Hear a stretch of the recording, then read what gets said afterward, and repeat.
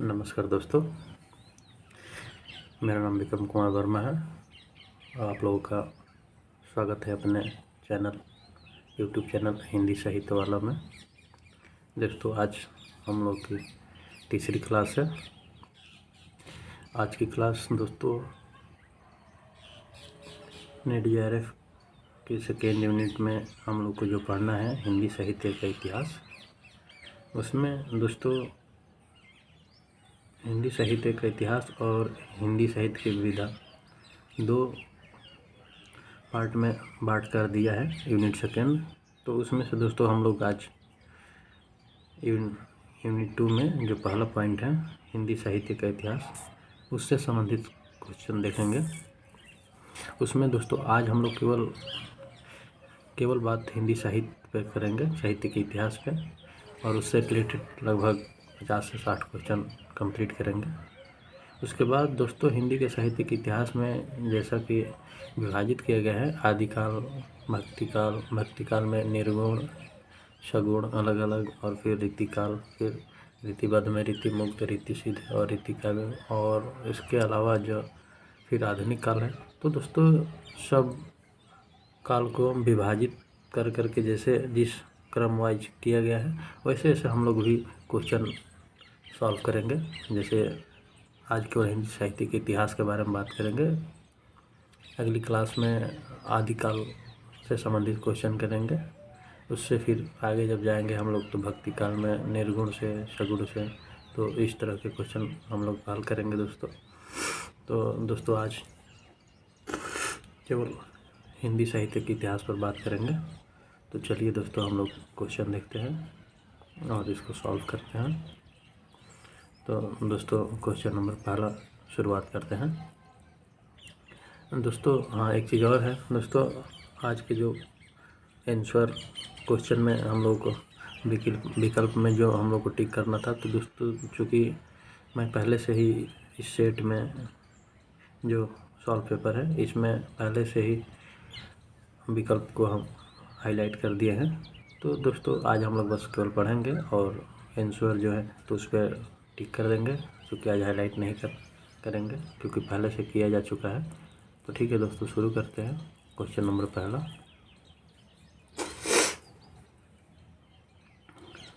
हिंदी साहित्य के इतिहास लेखन की कालानुक्रमी पद्धति का प्रयोग किस विद्वान ने किया? तो हो जाएगा दोस्तों इसका ऑप्शन नंबर सी, मिश्र बंधुओं ने इतिहास के लेखन की कालानुक्रमी पद्धति का प्रयोग किया।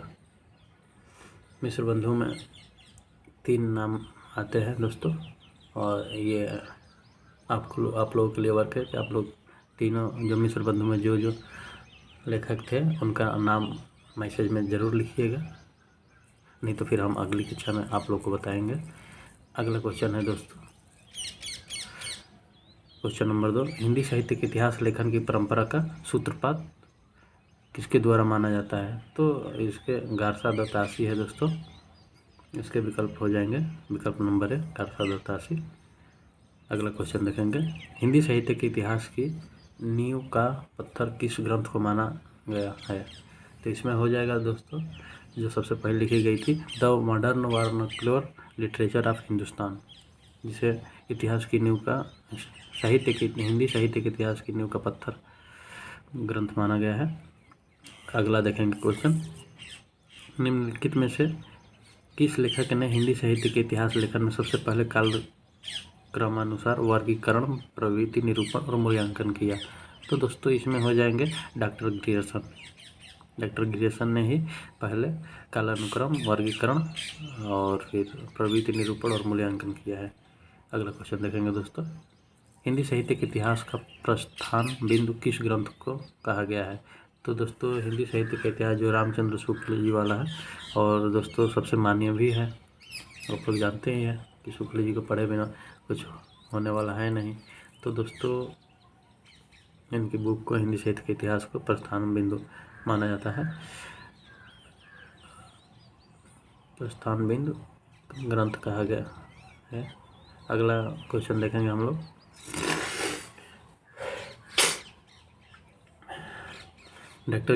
ग्रियर्सन ने अपने इतिहास the modern vernacular literature of Hindustan के लेखक में सबसे अधिक सहायता किस ग्रंथ से प्राप्त की? तो दोस्तों शिव सिंह सरोज से ये प्राप्त किए हैं, तो इनका हो जाएगा ऑप्शन नंबर 20 सही, शिव सिंह सरोज। अगला क्वेश्चन देखेंगे, the modern vernacular literature of Hindustan Hindi के अध्ययनकर्ताओं की दृष्टि का केंद्र बिंदु नहीं बन सका, क्योंकि दोस्तों इसमें हो जाएगा क्योंकि अंग्रेजी भाषा में लिखा गया था, तो इसीलिए ये हिंदी के अध्ययनकर्ताओं की दृष्टि का केंद्र बिंदु नहीं बन सका, तो इसमें ऑप्शन नंबर डी सही हो जाएगा दोस्तों। अगला क्वेश्चन देखेंगे कि आचार्य रामचंद्र शुक्ल का हिंदी साहित्य का इतिहास, आचार्य रामचंद्र शुक्ल का हिंदी साहित्य का इतिहास नामक ग्रंथ सर्वप्रथम किस रूप में प्रकाशित हुआ? तो सबसे पहले ये दोस्तों हिंदी शब्द सागर के रूप में प्रकाशित हुआ था, तो ऑप्शन नंबर ए सही हो जाएगा। अगला क्वेश्चन देखेंगे, अगला क्वेश्चन है कि हिंदी साहित्य के इतिहास लेखन में आचार्य रामचंद्र शुक्ल का प्रथम क्रांतिकारी कदम किसे माना गया है? तो दोस्तों इसमें हो जाएगा अपभ्रंश साहित्य को हिंदी से अलग मानकर उसे पूर्व पीठिका के रूप में प्रस्तुत किया है। रामचंद्र शुक्ल ने अपनी पुस्तक हिंदी साहित्य के इतिहास में अपभ्रंश साहित्य को हिंदी से अलग मानकर उसे पूर्व पीठिका के रूप में प्रस्तुत किया है दोस्तों, तो ऑप्शन नंबर डी सही हो जाएगा। अगला क्वेश्चन देखते हैं, जनता की चित्तवृत्ति को काल विभाजन का आधार बनाने वाले आचार्य हैं? तो रामचंद्र शुक्ल है दोस्तों। अगला क्वेश्चन देखेंगे, आचार्य रामचंद्र शुक्ल ने आदिकाल के तृतीय प्रकरण में किसका विवेचन किया है? दोस्तों जो शुक्ल जी की बुक है हिंदी साहित्य का इतिहास, इसको दोस्तों प्रकरण में बांट के लिखा गया है, तो उस वहीं पूछा है इसमें क्वेश्चन में कि आदिकाल के तृतीय प्रकरण में किसका विवेचन किया गया है? तो दोस्तों इसमें वीर काव्य का विवेचन किया गया है, तो इसका ऑप्शन नंबर सी सही हो जाएगा। अगला क्वेश्चन देखेंगे दोस्तों, निम्नलिखित में से किसे आचार्य रामचंद्र शुक्ल ने सांप्रदायिक कहकर साहित्य के क्षेत्र से बाहर रखा है? तो दोस्तों सिद्ध और नाथ साहित्य को सांप्रदायिक कहकर साहित्य के क्षेत्र से बाहर रखा है। अगला क्वेश्चन देखेंगे दोस्तों, क्वेश्चन नंबर 13, हिंदी साहित्य इतिहास का प्रमुख ग्रंथ जो अभी तक अधूरा है? तो दोस्तों इसका हिंदी साहित्य का आलोचनात्मक इतिहास जो डॉक्टर राम कुमार वर्मा द्वारा रचित था वो अभी तक अधूरा है। अगला क्वेश्चन देख लेंगे, आचार्य रामचंद्र शुक्ल के इतिहास की रिक्तियों को भरते हुए उसमें सुधार कर नए तथ्य उजागर करने वाले पहले विद्वान थे? तो हजारी प्रसाद द्विवेदी से दोस्तों। और फिर अगला देखेंगे, हिंदी साहित्य का सर्वाधिक व्यवस्थित और लोकप्रिय इतिहास ग्रंथ है? तो रामचंद्र शुक्ल जी का ही बुक है हिंदी साहित्य का इतिहास दोस्तों, जो सर्वाधिक व्यवस्थित और लोकप्रिय इतिहास ग्रंथ है।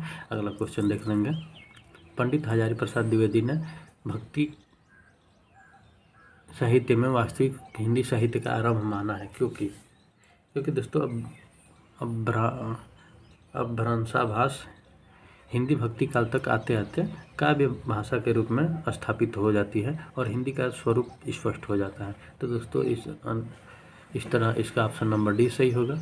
अगला क्वेश्चन देखते हैं, क्वेश्चन नंबर 17 दोस्तों,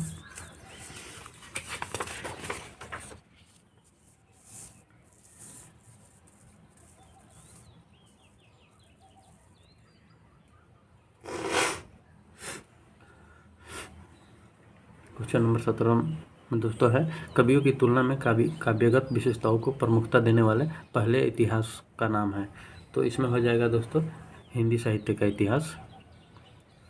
अगला क्वेश्चन देखते हैं, निम्नलिखित में से किसने अपने इतिहास ग्रंथ में साहित्य के विकास के साथ साथ संवेदना के विकास को रेखांकित किया है? तो ये डॉक्टर रामस्वरूप चतुर्वेदी हो जाएंगे दोस्तों, ऑप्शन नंबर सी। इन्होंने ही लिखा है हिंदी साहित्य के विकास और संवेदना का विकास, इनकी एक पुस्तक का नाम है दोस्तों। अगला देखेंगे, किस साहित्य इतिहास ग्रंथ को आधुनिक साहित्य संपत्ति का बीजक कहा गया है? तो दोस्तों हो जाएगा इसका ऑप्शन नंबर डी सही, हिंदी पुस्तक साहित्य जो माता प्रसाद गुप्त द्वारा रचित है, रचनाकार है इसके। अगला क्वेश्चन देखेंगे, किस साहित्य इतिहास नहीं अगला क्वेश्चन नंबर 20 देखेंगे, हिंदी साहित्य के इतिहास ग्रंथों और उनके लेखकों के संबंध में निम्नलिखित में से कौन सा एक सुमेलित नहीं है? तो दोस्तों इसका हो जाएगा हिंदी साहित्य का एवं संवेदना का विकास, हजारी प्रसाद द्विवेदी।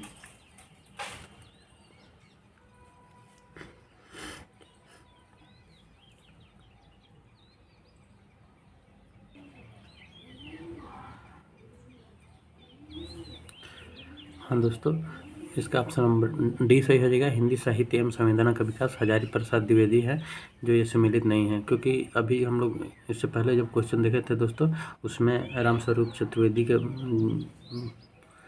का नाम आया था, वहीं इस पुस्तक के रचनाकार है। अगला देखेंगे, हिंदी साहित्य के इतिहास ग्रंथों में हिंदी कवियों का प्रथम वृत्त का संग्रहकार माना गया है, तो जॉर्ज ग्रियर्सन को दोस्तों माना गया है। अगला क्वेश्चन देखेंगे, हिंदी साहित्य के इतिहास के काल विभाजन का सर्व प्रमुख आधार है, तो प्रवृत्ति विशेष का प्रेरणा स्रोत है दोस्तों प्रमुख आधार, तो सर ऑप्शन नंबर बी सही हो जाएगा। अगला क्वेश्चन नंबर 23, हिंदी साहित्य के इतिहास ग्रंथ की परंपरा में काल विभाजन का सर्वप्रथम प्रयास किसने किया, तो जॉर्ज ग्रियर्सन ने सर्वप्रथम प्रयास किया था दोस्तों काल विभाजन का। अगला क्वेश्चन देखेंगे, मिश्र बंधु द्वारा किए गए काल विभाजन के अंतर्गत अज्ञात काल का उल्लेख है, इसमें उन कवियों का विवरण है जिनका निश्चित समय ज्ञात नहीं है। अज्ञात काल का उल्लेख है दोस्तों, तो उसमें उन कवियों का विवरण है जिनका निश्चित समय ज्ञात नहीं है। अगला क्वेश्चन हम लोग देख लेंगे, आचार्य रामचंद्र शुक्ल द्वारा दिए गए वीर गाथा काव्य के विरुद्ध सर्व प्रमुख आपत्ति है, तो उसमें कुछ अप्राप्य और कुछ परवर्ती काल की रचनाएं हैं, इसलिए वीरगाथा काल के नाम के विरुद्ध सर्व प्रमुख आपत्ति है। ठीक है दोस्तों, अगला क्वेश्चन देखेंगे, क्वेश्चन नंबर 26, डॉक्टर गणपति चंद्र गुप्त ने प्रारंभिक एवं मध्यकाल के अंतर्गत किस प्रकार के काव्यों की रचनाओं को स्वीकार किया, तो इसमें दोस्तों धर्माश्रित काव्य, लोकाश्रित काव्य और राजाश्रित काव्य, ये तीनों होंगे, तो ऑप्शन नंबर डी सही है दोस्तों, ये तीनों। आदिकाल के नामकरण के संबंध में निम्नलिखित में से कौन सा सुमेलित नहीं है, तो इसमें दोस्तों आरंभिक काल मिश्र बंधुओं ने दिया, सिद्ध सामंत युग राहुल सांकृत्यायन ने, चारण काल आचार्य शुक्ल, ये गलत है दोस्तों, वीर काल दिए थे हम, और फिर अगला हजारी प्रसाद द्विवेदी आदिकाल, तो ऑप्शन नंबर सी इसमें है दोस्तों, सुमिलित नहीं है। अगला देखेंगे क्वेश्चन, आदिकाल की सर्वमान्य सीमा अवधि मानी गई है, दोस्तों यहाँ क्वेश्चन में दिया गया है कि कौन सी अवधि है जो सर्वमान्य है, तो दोस्तों 1000 ईस्वी से 1350 ईस्वी तक जो आदिकाल का समय है। अगला क्वेश्चन है क्वेश्चन नंबर 29, इतिहास दर्शन का संबंध न तो अपने आप में अतीत से होता है, न ही अतीत के बारे में इतिहासकार के विचारों से, बल्कि उनका संबंध इन दोनों के पारस्परिक संबंध से होता है। यह कथन किस इतिहासकार का है, तो दोस्तों ये है कालिंगवुड के, ऑप्शन नंबर ए सही हो जाएगा, कालिंगवुड के अनुसार है। क्वेश्चन नंबर 30, साहित्य का इतिहास जनता की चित्तवृत्ति का इतिहास है, ये कथन किसका है, तो दोस्तों ये कथन है आचार्य रामचंद्र शुक्ल का। अगला क्वेश्चन है सुमेलित करने वाला दोस्तों, यहाँ पे हम लोग देखेंगे, एक तरफ आदिकाल है, यहाँ एक तरफ प्रदत्तकर्ता दिया है, तो देखते हैं कौन किसने नाम दिया है दोस्तों आदिकाल का। वीरकाल दोस्तों ये तो आचार्य रामचंद्र शुक्ल दिए हैं, लगभग सभी लोग जानते हैं। आदिकाल नाम आचार्य हजारी प्रसाद द्विवेदी दिए हैं, तो ऑप्शन नंबर बी। और आरंभिक काल नाम दिए हैं मिश्रबंधु, तो उसका 3, और शीत सामंत काल दिए हैं ना राहुल सांकृत्यायन, तो दोस्तों इस अनुसार ऑप्शन नंबर ए सही हो जाएगा 31 का। अगला देखेंगे, अगला भी मिलान करने वाला है, यहाँ भी एक तरफ कृति है दोस्तों और एक तरफ रचना है, रचनाकार के नाम है और मिलान करना है। तो हिंदी साहित्य का दूसरा इतिहास, ये बच्चन सिंह दिए थे दोस्तों नाम, और फिर हिंदी साहित्य का वैज्ञानिक इतिहास, इसका नाम गणपति चंद्र गुप्त ने दिया था।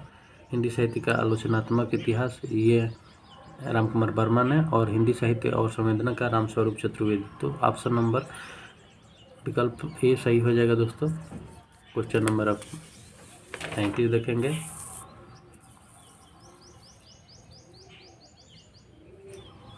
ये भी सुमेलित वाला है दोस्तों, एक तरफ कृति दिया है और एक तरफ रचनाकार का नाम दिया है, और पूछा है किसकी कौन सी रचना है। हिंदी साहित्य का इतिहास दर्शन, ये डॉक्टर नलिन लोचन शर्मा हो जाएंगे दोस्तों, और फिर हिंदी काव्य संग्रह, इसके पंडित महेश दत्त शुक्ल हो जाएंगे दोस्तों, और हिंदी भाषा एवं साहित्य, इसके बाबू श्याम सुंदर दास। और हिंदी साहित्य का विवेचनात्मक इतिहास, इसके सूर्यकांत शास्त्री हो जाएंगे दोस्तों। तो इस तरह विकल्प नंबर 1 सही, ए सही होगा, जिसमें 4, 3, 2, 1 है। अगला क्वेश्चन नंबर 34 सुमेलित करने वाला है। ये भी एक तरफ कृति दिया है और एक तरफ रचनाकार का नाम दिया है और पूछा है कि कौन सी रचना किस रचनाकार की है, कौन सी कृति किस रचनाकार की है। देखेंगे दोस्तों, रीति काव्य की भूमिका ये है डॉक्टर नगेंद्र की।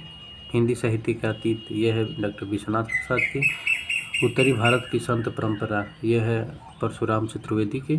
और अगला जो है राजस्थानी भाषा और साहित्य, तो ये है डॉक्टर मोतीलाल मेनारिया की। तो इस तरह विकल्प नंबर सी सही हो जाएगा दोस्तों।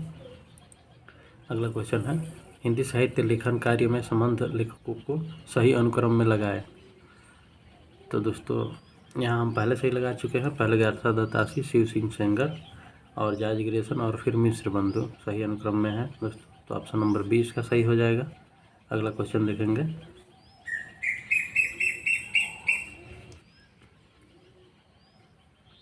क्वेश्चन नंबर 36 दिया है। वस्तुतः वे पहले व्यक्ति हैं जिन्होंने आचार्य शुक्ल की अनेक धारणाओं और स्थापनाओं को चुनौती देते हुए उन्हें सबल प्रमाणों के आधार पर खंडित किया। जहाँ तक ऐतिहासिक चेतना व पूर्व परंपरा के बोध की बात है, निश्चय ही आचार्य द्विवेदी हिंदी के सबसे अधिक सशक्त इतिहासकार है। ये कथन किसका है? तो दोस्तों ये कथन गणपत चंद्रगुप्त का है। इसका विकल्प 3 सही हो जाएगा 36 का।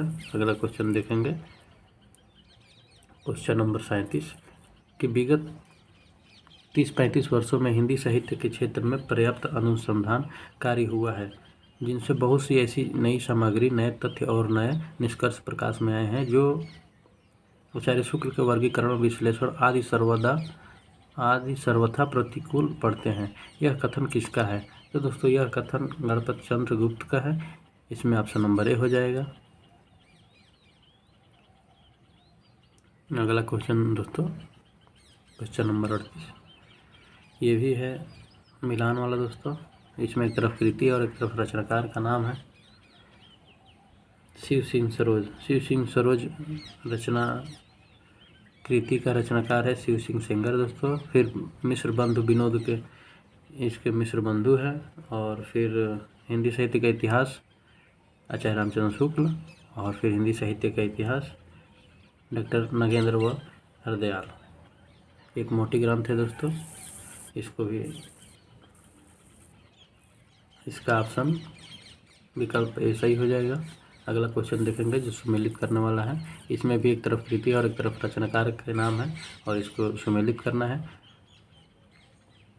हिंदी साहित्य का आदिकाल, ये नाम आचार्य हजारी प्रसाद द्विवेदी दिए थे दोस्तों। हिंदी साहित्य का वैज्ञानिक इतिहास, ये नाम गणपत चंद्रगुप्त दिए थे। हिंदी साहित्य का इतिहास, ये नाम डॉक्टर धीरेन्द्र वर्मा दिए थे, जो ऑप्शन में दिया है उसके अकॉर्डिंग। और फिर हिंदी काव्य शास्त्र का इतिहास, ये नाम डॉक्टर भागीरथ मिश्र दिए थे। तो दोस्तों इस तरह विकल्प नंबर 20 सही होगा इसका। अगला क्वेश्चन देखेंगे, सुमेलित करने वाला है। एक तरफ कृति दिया गया है और एक तरफ रचनाकार का नाम दिया गया है। कृति है आधुनिक हिंदी साहित्य। तो दोस्तों ये डॉक्टर लक्ष्मी सागर वार्ष्णेय की है। और अगला देखेंगे राजस्थानी साहित्य की रूपरेखा, ये है मोतीलाल मेनारिया की। और हिंदी साहित्य उद्भव और विकास, ये है आचार्य हजारी प्रसाद द्विवेदी की रचना। और मिश्र बंधु विनोद दोस्तों, ये है मिश्र बंधु की। तो इस तरह विकल्प नंबर सी सही हो जाएगा। 41 क्वेश्चन नंबर 41 सुमेलित करना है। एक तरफ कृति है और एक तरफ रचनाकार का नाम है, तो इसको भी देख लेंगे। हिंदी वीर काव्य, तो इसका हो जाएगा रचनाकार का नाम डॉक्टर टिक्कम सिंह तोमर। अगला देखेंगे कविता कौमुदी, इसके रचनाकार हो जाएंगे पंडित रामनरेश त्रिपाठी। हिंदी साहित्य की भूमिका, ये हजारी प्रसाद द्विवेदी की है रचना। और फिर शिव सिंह सरोज, तो इसके रचनाकार हो जाएंगे शिव सिंह सेंगर। तो दोस्तों इसका ऑप्शन नंबर हो जाएगा ए सही। अगला देखेंगे क्वेश्चन नंबर 42 हिंदी साहित्य का इतिहास, इसके रचनाकार हो जाएंगे आचार्य चतुर्सेन शास्त्री। दोस्तों जैसे ऑप्शन में जो दिया होता है उसके अकॉर्डिंग जो रचना जिसकी होती है उनसे मिलान करते हैं। तो हिंदी साहित्य के इतिहास को लिखन में बहुत से लोग हैं। जैसे सबसे पहले नाम आ जाता है जिनका नाम सुनते ही एकदम मन में क्या बोलते हैं उसको, तरंगें दौड़ने लगती है और उनका नाम सुन के किस तोपों की सलामी देने का मन करता है, आचार्य रामचंद्र शुक्ल। फिर उसके बाद डॉक्टर नगेंद्र हरदयाल भी है जिनके हिंदी साहित्य का इतिहास है। और फिर जो हम लोग यहाँ देख रहे हैं तो इसमें ऑप्शन में है आचार्य चतुर्सेन शास्त्री। तो इस अनुसार ऑप्शन नंबर जो उनके रचनाकार हैं हिंदी साहित्य के इतिहास के, तो आचार्य चतुर्सेन शास्त्री हो जाएंगे। और इतिहास एवं साहित्य दृष्टि ये हो जाएगा मैनेजर पांडे। आधुनिक हिंदी साहित्य का इतिहास ये हो जाएंगे डॉक्टर बच्चन सिंह। और फिर हिंदी साहित्य और संवेदनक हो जाएंगे राम स्वरूप चतुर्वेदी। तो इसका विकल्प नंबर 2 सही हो जाएगा दोस्तों। अगला क्वेश्चन देखेंगे, क्वेश्चन नंबर 43। इसमें दोस्तों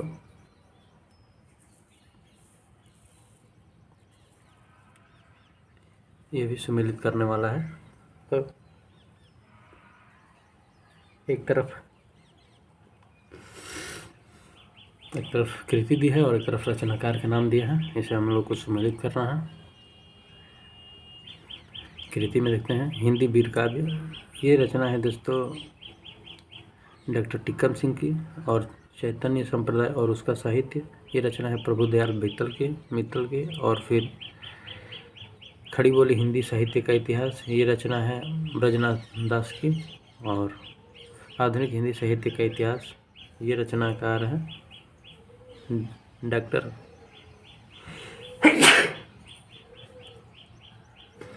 डॉक्टर श्री कृष्ण लाल की। तो इस अनुसार ऑप्शन नंबर इसमें 20 सही हो जाएगा दोस्तों 43 का। अगला क्वेश्चन देखेंगे।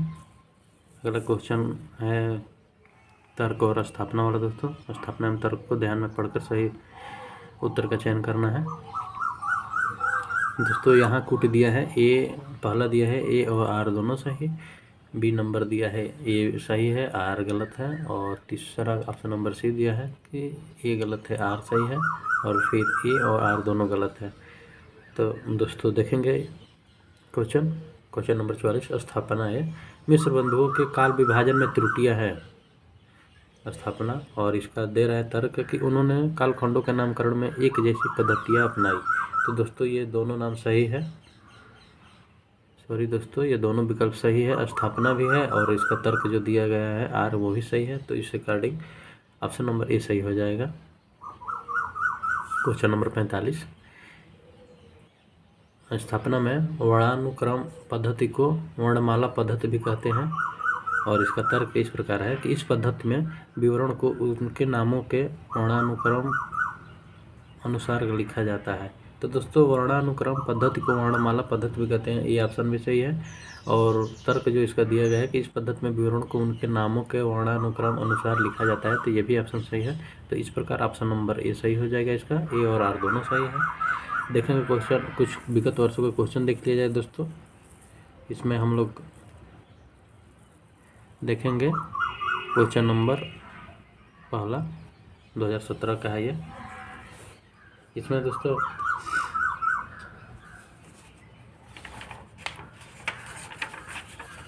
दिया है कि शिव सिंह सरोज का प्रकाशन वर्ष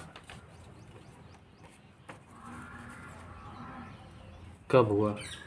शिव सिंह सरोज का प्रकाशन वर्ष कब हुआ, तो इसका हो जाएगा दोस्तों ऑप्शन नंबर सी 1883 ईस्वी में। 1883 ईस्वी में शिव सिंह सरोज का प्रकाशन हुआ। अगला क्वेश्चन देख लेंगे दोस्तों। क्वेश्चन नंबर 2, हिंदी साहित्य के अतीत के लेखक हैं, तो इसके हो जाएंगे विश्वनाथ प्रसाद दोस्तों। अगला क्वेश्चन देखेंगे, निम्नलिखित रचनाओं को उनके रचनाकारों के साथ सम्मिलित कीजिए। हिंदी साहित्य की भूमिका, इसके रचनाकार है दोस्तों हजारी प्रसाद द्विवेदी। हिंदी साहित्य का आलोचनात्मक इतिहास, इसके हो जाएंगे डॉक्टर राम कुमार वर्मा। उत्तरी भारत की संत परंपरा, इसके हो जाएंगे परशुराम चतुर्वेदी। और हिंदी साहित्य का दूसरा इतिहास, इनके हो जाएंगे बच्चन सिंह। तो इस तरह ऑप्शन नंबर सेकंड सही है दोस्तों। इसमें अगला क्वेश्चन देख लेंगे। हिंदी साहित्य का इतिहास सर्वप्रथम किस भाषा में लिखा गया था? तो फ्रेंच में दोस्तों। हिंदी साहित्य का पहला इतिहास फ्रेंच भाषा में लिखा गया था। अगला देख लेंगे। निम्नलिखित इतिहास ग्रंथों का कालक्रमानुसार सही क्रम क्या है? यहाँ दोस्तों इतिहास ग्रंथों के एक श्रृंखला दी है और इसमें पूछा है कि कौन से रचना कब लिखी गई है, तो उस अनुसार कालक्रम का सही क्रम बताना है दोस्तों। तो सबसे पहले मिश्र बंधु विनोद, फिर उसके बाद हिंदी साहित्य का इतिहास, फिर हिंदी साहित्य की भूमिका और हिंदी साहित्य का आलोचनात्मक इतिहास लिखा गया था दोस्तों। तो ऑप्शन नंबर विकल्प नंबर डी सही है। अगला देख लेंगे क्वेश्चन। गासा दो तासी हिंदुस्तानी साहित्य का इतिहास किस भाषा में लिखा है? तो दोस्तों ये फ्रांसीसी भाषा में लिखा गया है। तो दोस्तों इस तरह आज का क्लास समाप्त होता है दोस्तों।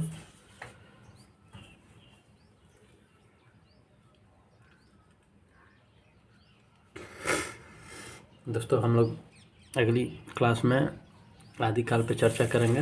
अगर आप लोग हो सकता है कुछ अगर उससे पढ़ रहे होंगे बहुत सारे मेरे फ्रेंड्स, और कुछ लोग अगर तैयारी करके उस पर कुछ पढ़ लेंगे तो क्वेश्चन सॉल्व करने में और मज़ा आएगा दोस्तों हम लोगों को।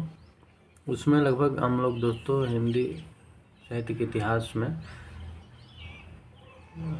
आदिकाल से लगभग 150 से 200 क्वेश्चन हम लोग हल करेंगे दोस्तों, और अगली क्लास में इस पर चर्चा होगी दोस्तों। आज के लिए इतना ही। हाँ दोस्तों, एक बार और आप लोगों से एक बात और आप लोगों से करनी है कि वीडियो को ज़्यादा से ज़्यादा लाइक सब्सक्राइब कीजिए और शेयर ज़्यादा से ज़्यादा कीजिए दोस्तों, और अपने दोस्तों को भी शेयर कीजिए ताकि वो भी लोग इस चीज़ को सुने, पढ़े, देखें, जिससे उन लोगों को भी लाभ पहुँचे दोस्तों। ये परीक्षा को देखते हुए बहुत ही महत्वपूर्ण क्वेश्चन है, और दोस्तों हम लोग ऐसे ही प्रैक्टिस करते रहेंगे क्वेश्चन का।